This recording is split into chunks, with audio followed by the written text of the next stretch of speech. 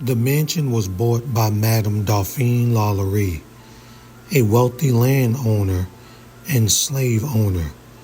She was the daughter of Lady McCarthy, who also possessed a vast fortune and who lived on a plantation about 50 miles from New Orleans. In 1840, during an uprising of the Negro slaves on her place, Lady McCarthy was murdered. Madame LaLaurie was wrecked by grief and frenzy over the death of her mother and spent months trying to figure out which of the Negroes were directly responsible for the crime. Failing, she closed her home and sailed for France. For many years, the mansion, with its doors and windows barricaded, remained uninhabited. In the meantime, many legends arose. Many declared they saw ghosts at the upper windows, green lights, and other manifestations of spirits, and that they heard groans. Stories were circulating that Madame LaLaurie had caused some of her slaves to be killed and buried beneath the flooring of the kitchen.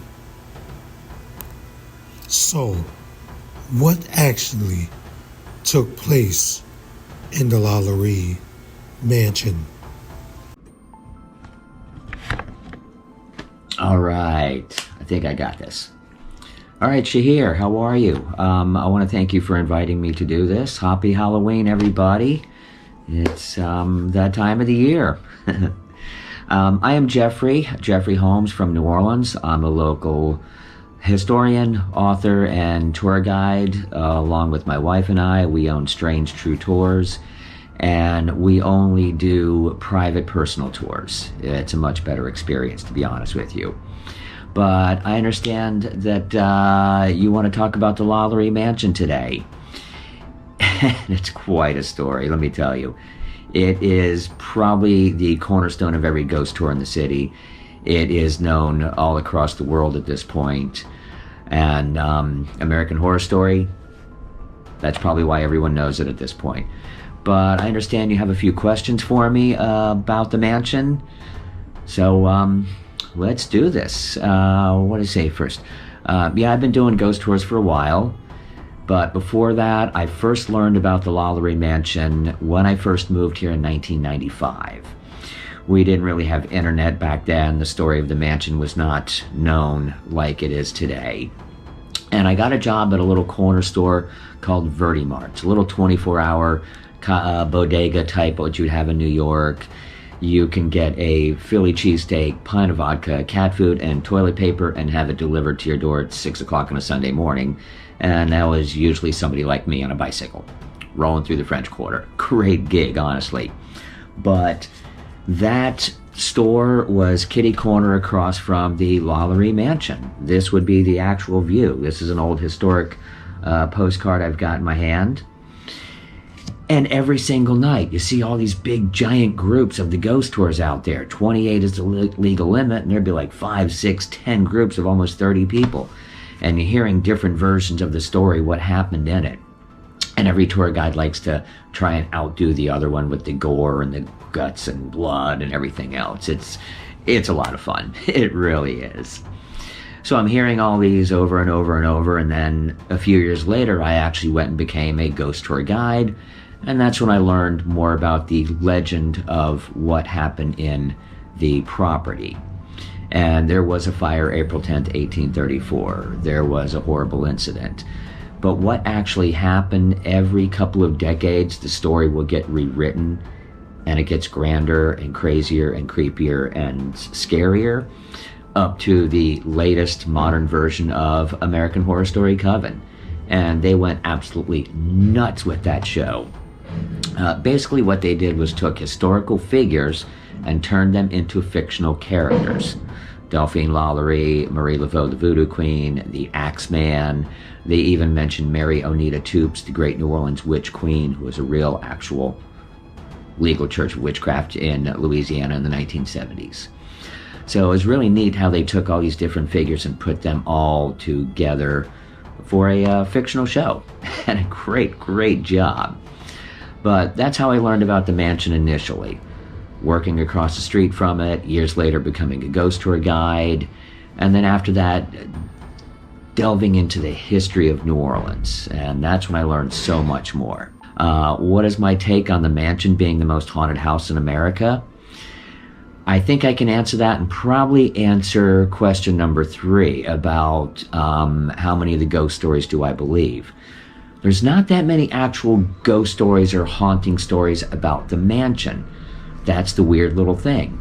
The whole story is about the legend of what happened on the night of April 10th and about Delphine LaLaurie. The house has been in many, many things over the years. It's actually had a very positive history for 4 or 5 decades as the Warrington House, and nobody knows much about that. That was a home for orphan boys and wayward men, a way to get them off the streets and get their lives turned around and get them into a job and some money in their pocket and get them off the booze. But it was a furniture store at one time, according to the legend.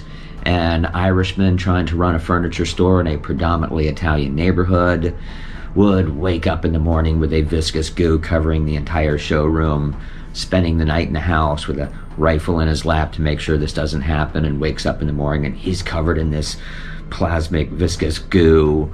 That's a real fun one.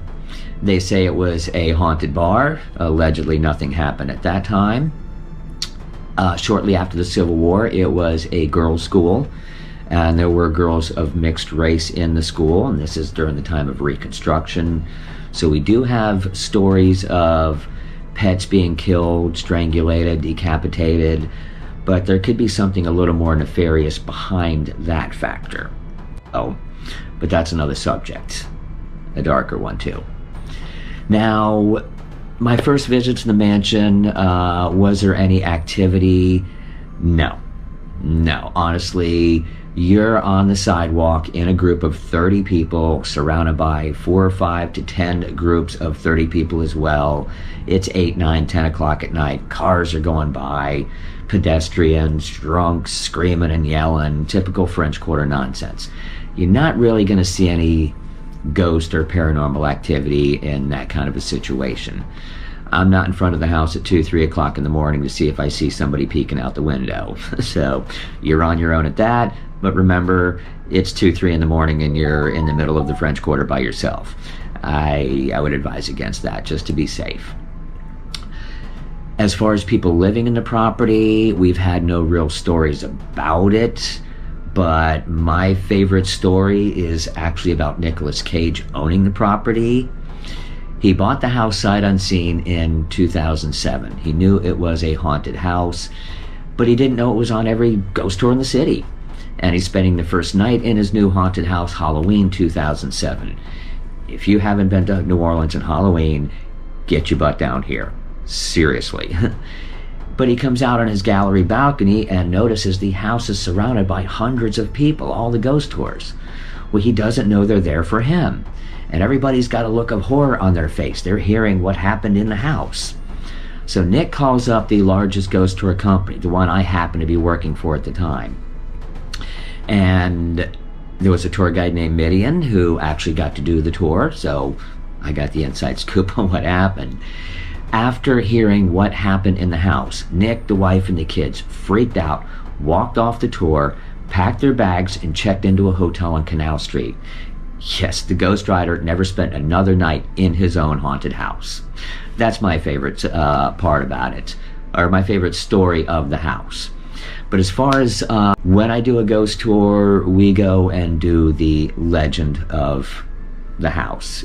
It's a great story. That is what you come for. You're on a ghost tour to be entertained, campfire stories, and it can be a ton of fun. They really can be. On our history tours, I will do the actual history of what happened with Delphine LaLaurie, what we know and what we don't know. And we do know what happened. We have a really good idea. Things have been documented. Now, first of all, there is a great little fictional piece. This is La Mortalite by an author named Tim Heinen, fantastic gentleman. This is a work of fiction. This actually connects Delphine LaLaurie and Marie Laveau together in the story, and this story was written before American Horror Story Coven connected the two women, Delphine LaLaurie and Marie Laveau. Now here's the thing though, both of the women were here at the same time, walking the same streets, both of them living in the French Quarter. Did they know each other? Possible. Probable. Did they have any interaction? Possible. Probable. It's a small town, especially the French Quarter, and even today in 2021, if you live or work in the French Quarter, it is honestly like being in high school. So imagine in the 1820s and 1830s, when these women are traversing the streets on foot on a daily basis, there is a possibility. So, but for what happened, this is a great book to start with. Madame LaLaurie, Victoria Love, Lorelei Shannon. This book is based on actual documentation. It's a nice, easy read. It starts on the legend of the house and goes into what actually happened. If you want to dig further, this is where you go. You go to Carolyn Morrow Long, actual Smithsonian researcher. This is the definitive Bible on Delphine LaLaurie. It is Madame LaLaurie, Mistress of the Haunted House. So besides watching TV shows and documentaries and listen to your podcast, because these things are fantastic, right here, but pick up a book, get some tea, sit in a dark little corner, candlelit or a little flashlight, and have some fun. But Shahir, I want to thank you for having me on this thing. This has been an absolute ton of fun. Y'all come to New Orleans, take a ghost tour, have some fun hearing the legends and the lore of what happened on our streets. Take a history tour, go to a cemetery, go hit Frenchman Street. Happy Halloween, y'all. Thank you so much again.